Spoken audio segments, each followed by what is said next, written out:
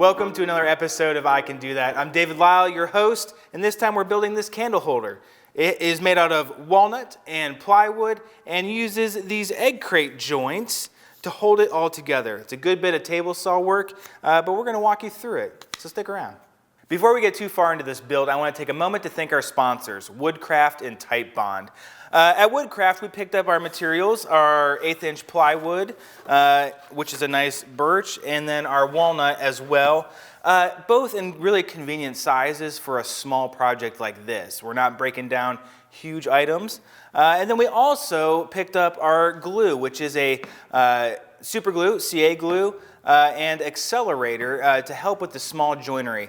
And that is made by Type Bond, whom is another sponsor of this video. So thank you to you guys, and let's get into this build. The first thing we're going to do is break down our plywood and our walnut into 16-inch by 3-inch pieces. On these pieces that we bought from Woodcraft, I think we're going to get 3 out of here. So 16 inches this way, 3 inches this way, and they'll be right next to each other. Unfortunately, we're going to have a little waste over here.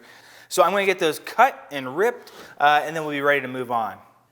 I'm getting ready to lay out the 5 fins. Now, I'm only going to lay it out on one piece because when we get to the table saw and we make these cuts, we're going to gang them together, and we can do it all at once. So, to get started, I'm going to start at this left edge, and I'm going to measure over 1 inch and 3/8, and then 1/4 inch, and then 2 3/4, and so on.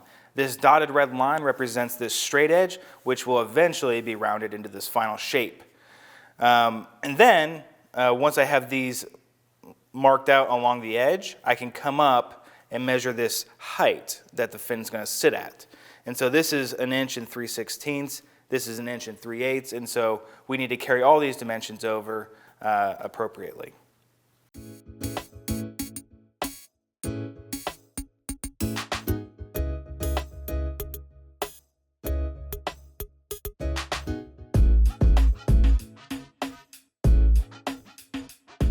So now I'm going to head over to the table saw after I clamp these together, and you can start to imagine how I'm going to dado these out.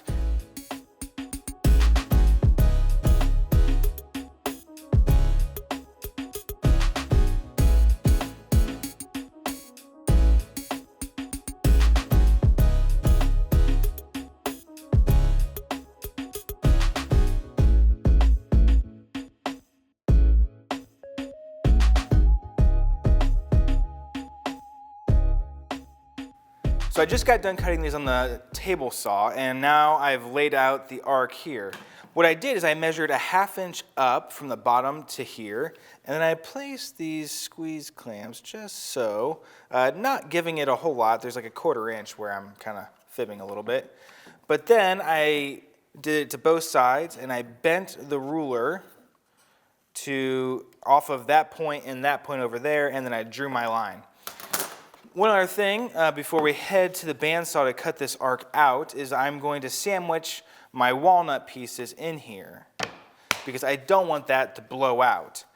Now, David, how do you keep this all together as you cut them on the bandsaw?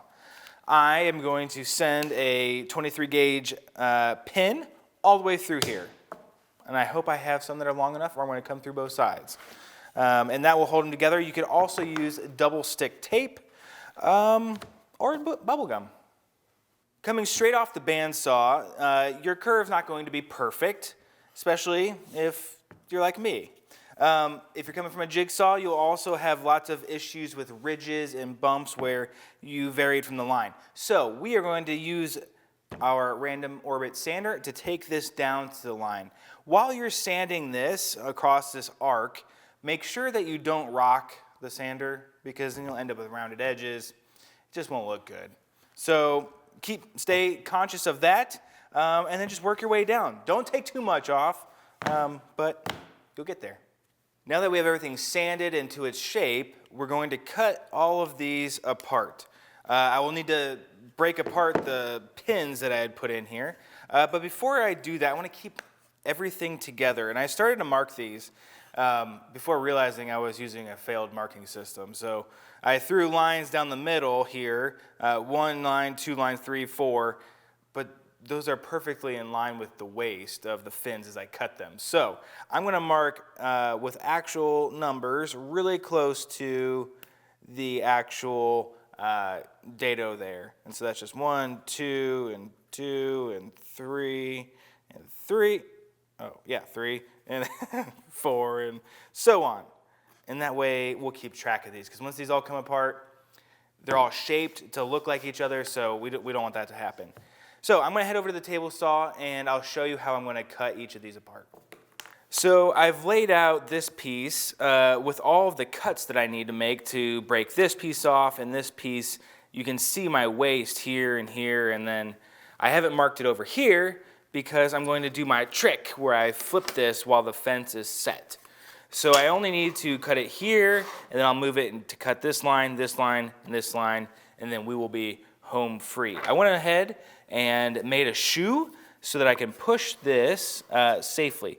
And I really want to keep this almost to the fence because I'm pushing this piece perfectly straight. I don't want to start cockeying it by going like this. And the other thing to keep in mind is that because this is an arc, you have 2 points of contact on your miter gauge. So once you butt these together and make sure that they are perfectly aligned, and then you will be able to just lock down with your hand onto the miter gauge and slide like so. So let's get into this.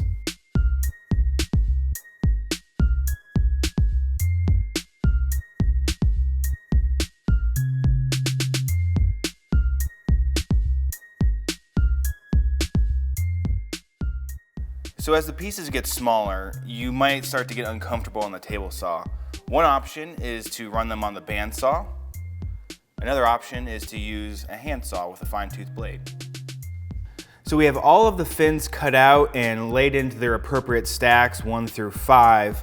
Now we need to work on our comb. And so this is where these fins are gonna fit.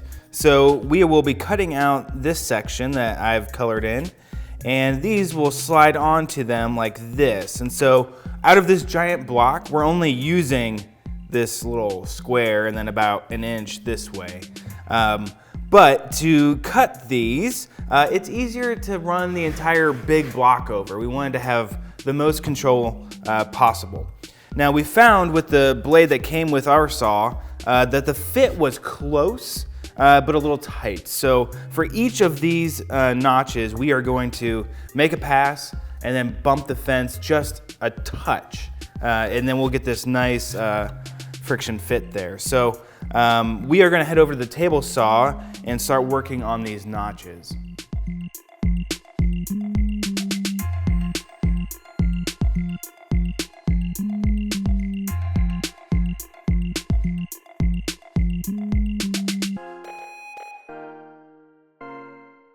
So before I leave the table saw, I'm gonna raise the blade, and I am going to cut this block out by raising the blade up and running it over, separating the pieces before I'm done.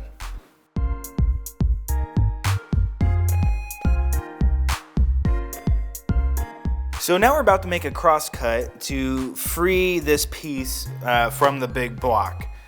The only reason I'm comfortable with making this cut, because it could have the tendency to rock while you're going through, is because it's so big and it's not a through cut. I feel like I have good control. So we're gonna do this before slicing our other pieces over on the miter saw.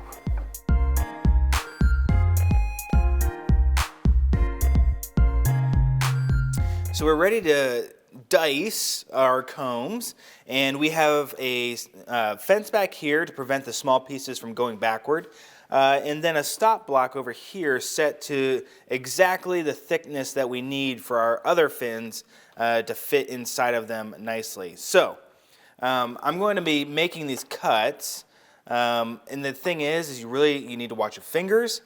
So just go slow, watch what you're doing, watch where your piece is moving to, and you should have a safe cut.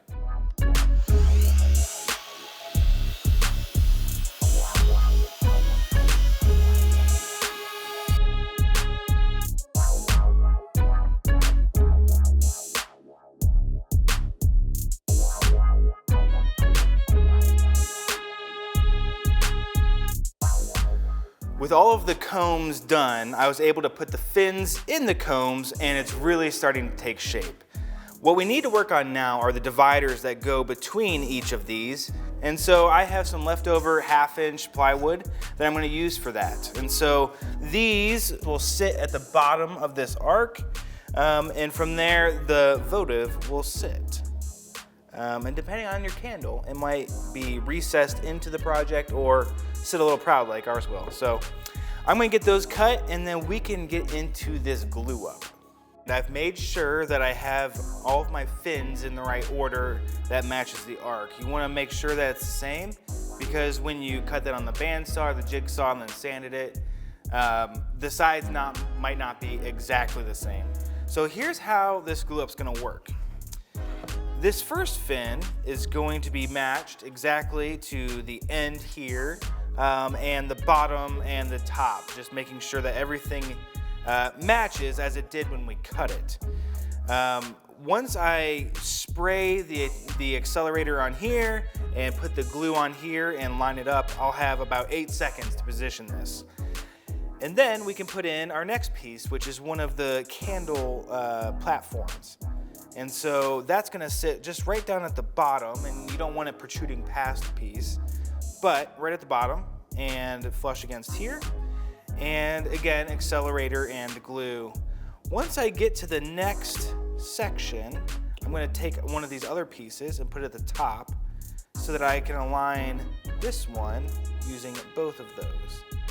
And I will align the bottom and so on. Then that one will fall out, and I'll move on to the next platform.